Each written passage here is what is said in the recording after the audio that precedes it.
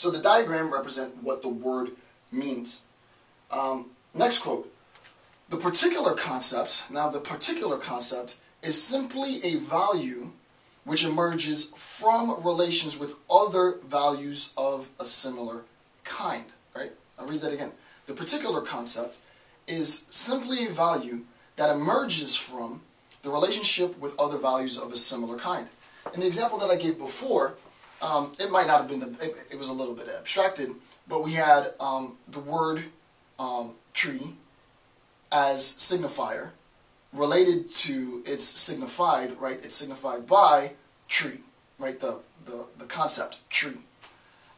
This is a primary source of meaning. But there's a connection between signs that we can establish with tree and sun, right? There's obviously trees don't grow without the sunlight. We can make these connections between the two, right?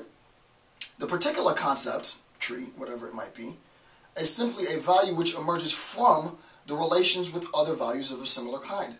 So what we end up seeing is that, technically speaking, with respect to these arrows, and there might be some debate about this, but I think it's the clearest way to make the distinction, sort of visually, for me. Vertical arrows, and actually I can just add to this, right? Vertical arrows, and I have it right here, with respect to the arrows, vertical arrows are representations of meaning. Right? Proper, right? Vertical arrows, that is, relationships between signal and signification, or signifier and signified, sound pattern and concept. Vertical arrows are representations internally, and they're of meaning. Why? Because the signification, the signified within Saussure is sort of the source, the localization of meaning. Value is represented by, right? Value is represented by the relationship of signs to signs, right? I am constructing value, right? I am constructing value in relation to. And this makes sense, right? Because if you think, let's get out of semiotics for a second, just so that this is clear, because it's not that, you know, it's a hair I'm splitting, and I know I'm splitting a hair. But if we're gonna go deep, let's go deep. If you think of sort of economic value, how do we make sense? And I'm not a business scholar, but you know, regular supply demand capitalist sort of business model.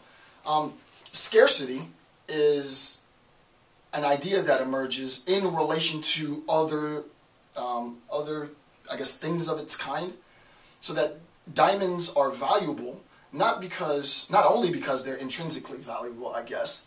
On a business model, diamonds are valuable in relationship to other diamonds. There's so few of them, right? So because there is a scarcity, it sort of increases the value of the product or whatever it is that you're trying to sell. If there's a saturation of things, right, like let's say we're talking about pebbles now and not diamonds, well, pebbles are completely valueless. Why? Because in relation to other signs, if you will, in relation to others of its kind, pebbles, there's an infinity of them. They're all over the place, right? So who cares about pebbles? Because in relation to other pebbles, there's so many. Everyone cares about diamonds. There's more value in diamonds because of scarcity, right? Scarcity is what directly relates to the value of a diamond. Scarcity is not an internal concept, right? Scarcity can't be understood internally. That would be ridiculous. Scarcity is understood outside of the thing itself, right? Therefore, using that same sort of conceptual framework in a business model applied to semiotics, you can understand now that value has to relate to the relationship between signs, and that meaning relates internally to the sign.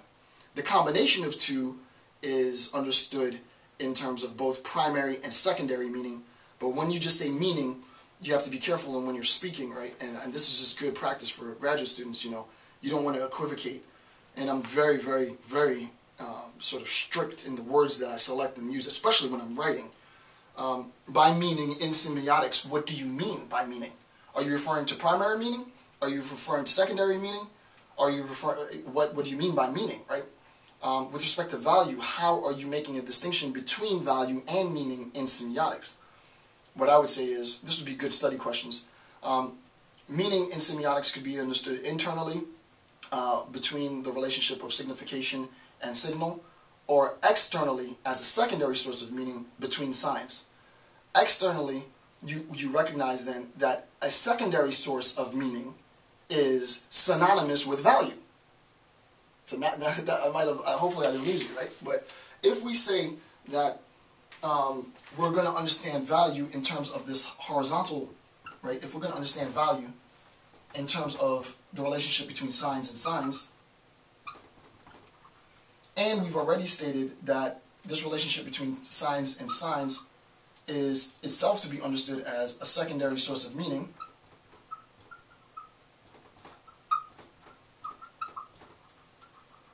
then you see now where the confusion came in, right?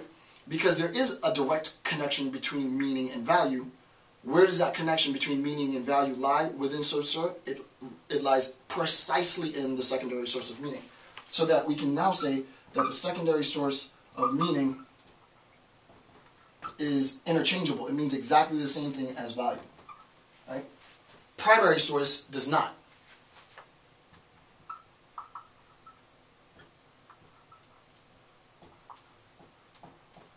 Right? Primary source of meaning is not the same as value. So that's the distinction, right? All of that sort of not too easy conceptual discourse boils down to this. Secondary sources of meaning synonymous with value. Primary sources of meaning is not synonymous with value, right? So there is an aspect, there is a component of meaning. Now we can even go back, wait, I want to go back just to show this. And I don't know that Saussure is even as, you know, and I don't want hubris to creep in, but, you know, authors are authors and we're all prone to overlook some of our own concepts, right? I don't know that Saussure was as even as meticulous as this, even though he laid the constructs down. He sort of, he laid the framework down, but in Saussure I never saw him articulate it this clearly. Though he does say, as we began on page 10, the top of page 10 with a quote, the value of word is mainly or primarily represented in terms of its capacity to represent an idea. Value, in its conceptual aspect, is doubtless part of meaning. That's a direct quote from Saussure, that value is a part of meaning. What Saussure could have said to be very clear, so that people didn't confuse this, is yes, value is a part of meaning. There's a part of meaning that value is not a part of. Value is not a part of the primary source of meaning. However, value is a part of the secondary source of meaning. So, there you have that.